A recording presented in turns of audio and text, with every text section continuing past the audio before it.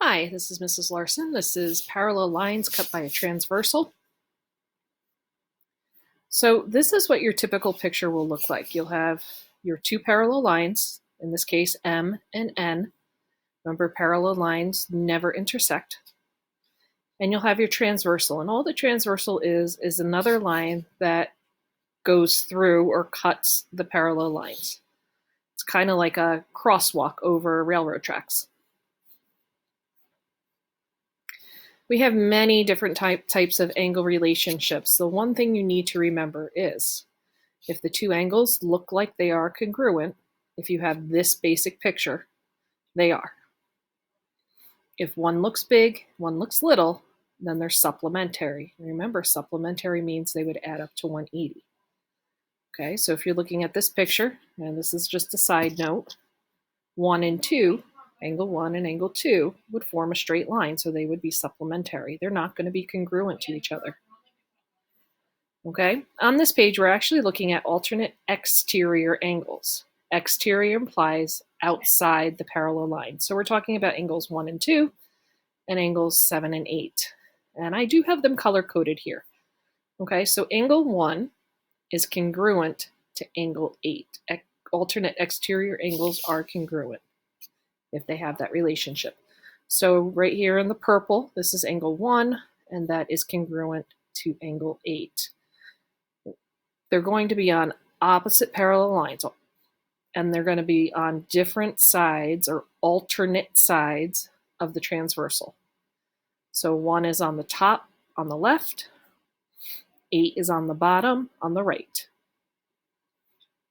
Okay, and then we have angle 2 is congruent to angle 7. And again, same kind of scenario. Angle 2 is on the top on the right.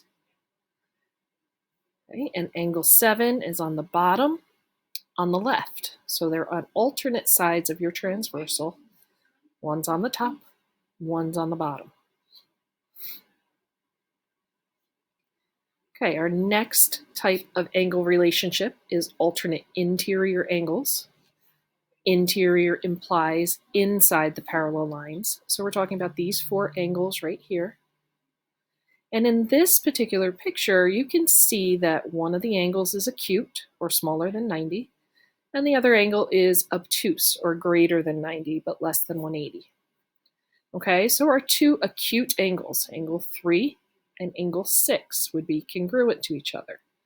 You see you have angle 3 is on the inside, but it's on the top parallel line on the left-hand side of the transversal. And angle 6 is on that bottom parallel line on the right-hand side of the transversal. So they have to be on different sides of the transversal. Same with angle 4 and angle 5. Okay, now the nice thing about these is if you can form a Z, if you follow my cursor, the Z, 3 and 6 are in the corners of that Z.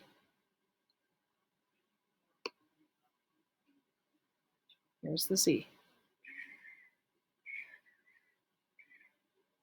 If I do a backward Z, and I know kids don't like the backward Z, you would get the same type of thing where 4 and 5 would be on the corners of your Z. Okay, now vertical angles. That's a vocabulary term from last week.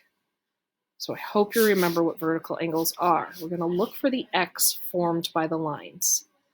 Okay, so we've got 2 distinct X's right up here, and that involves angles 1, 2, 3, and 4. And down here, this involves angles 5, 6, 7, and 8. Okay, so 1 and 4 are congruent. They are vertical angles. 2 and 3 are congruent. They are also vertical angles. Down on the bottom, 5 and 8. Now remember what I said, if they look like they're congruent, they are. 5 and 8 are vertical angles, so they are congruent, but if you notice, they're both obtuse angles as well.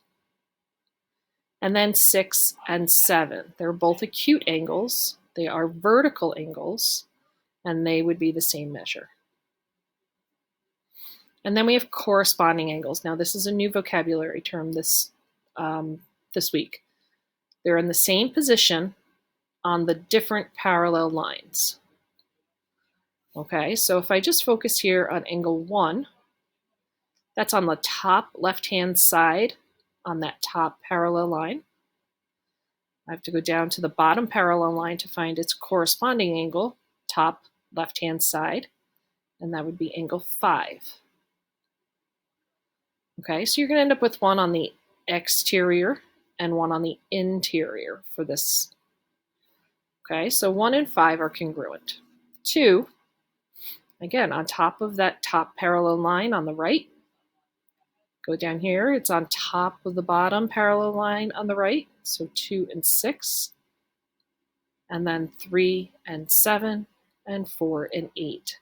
What I like to try and tell my students, and I don't know if you're going to listen to this or not, is if I take these 4 angles here, and you imagine me picking them up right off the page and putting them down onto these 4 angles here, 5 would land on the 1, 7 would land on the 3, 6 would land on the 2, and 8 would land on the 4. Okay, that's what I mean by corresponding angles. Just visualize it in your head, picking up those 4 angles, plopping it down on the top angles, and where would the numbers land? Okay, those are the 4 different types of angle relationships you're going to have.